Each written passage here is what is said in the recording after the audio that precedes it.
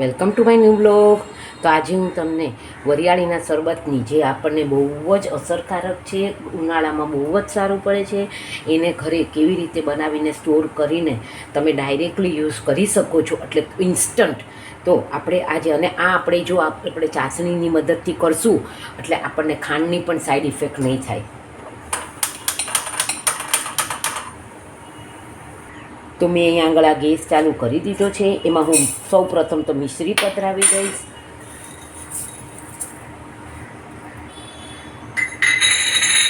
તો મેં અહીંયા આગળ આ 2 વાટકા મિશ્રી લીધી છે. એની સામે 1 કપ હું એટલે ખાંડ મિશ્રી ડૂબે એટલું જળ પધરાવીશ. 1 વાટકો મેં કાચી વરિયાળીને જ ભૂક્કો કરી લીધો છે. આપણે એની ચાસણી કરી લઈશું. તમે જોઈ શકો છો કે મેં આમાં મિશ્રી પધરાવી દીધી છે.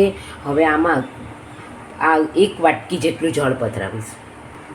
તો તમે જોઈ શકો છો કે મેં આમાં 1 વાટકી જળ પધરાવી દીધું છે.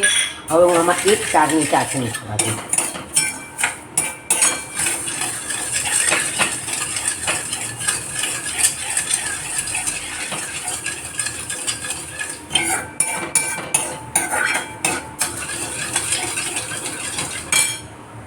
તમે આમાં સુગંધી એટલે કે એલચીનો ભૂક્કો પણ પધરાવી શકો છો, પણ હું ઓલવેઝ આવી રીતનું પ્લેન જ કરું છું. એટલે હું આમાં એલચીનો ભૂક્કો નહીં પધરાવું.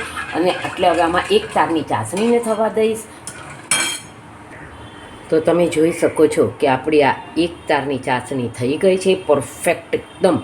હવે આને આપણે 2-5 મિનિટ થવા દઈશું અને પછી એને ચાસણીને ઠરવા દઈશું. અને પછી જે આપણે આ વરિયાળીનો ભૂક્કો કરીને રાખ્યો છે એને એમાં પધરાવી દઈશું.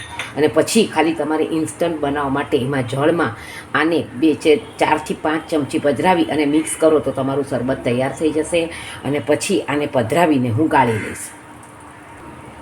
તો હવે હું આને ગેસ બંધ કરી દઈશ અને એકદમ જ ઠરવા દઈશ અને પછી વરિયાળીનો ભૂક્કો પધરાવીશ.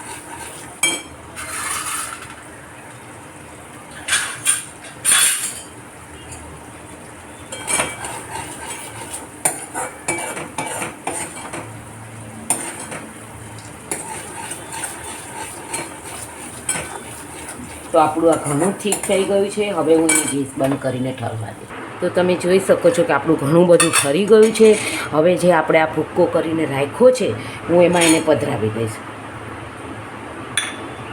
તો તમે જોઈ શકો છો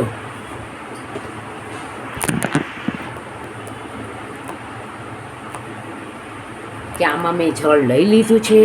હવે હું આમાં આ 1 ચમચા જેટલું પધરાવી દઈશ. મેં ટોટલ આમાં 2 ચમચા જેટલું પધરાવી દીધું છે. હવે હું એને હલાવી લઈશ. જોઈ શકો છો કે મેં આ શરબત ગાળીને તૈયાર કરી લીધું છે. હવે હું એને એક ઓલામાં બોટલમાં કે સીમાં પણ ભરી અને ફ્રીઝમાં મૂકી દઈશ. તમે જોઈ શકો છો કે આપણું એકદમ સરસ શરબત થઈ ગયું છે. તમે આને ઘરે જરૂરથી ટ્રાય કરજો. ને મારી નવી નવી સામગ્રી અને રેસીપી જોવા માટે પ્યોરલી વૈષ્ણવ ફૂડ બ્લોગને જરૂરથી સબસ્ક્રાઈબ કરજો, લાઈક કરજો, શેર કરજો અને સબસ્ક્રાઈબ જ કરશો, જેથી હું દરરોજ નવી નવી રેસીપી તમારી સુધી પહોંચાડી શકું. તો thank you for watching my video. Like, share and subscribe. C you tomorrow.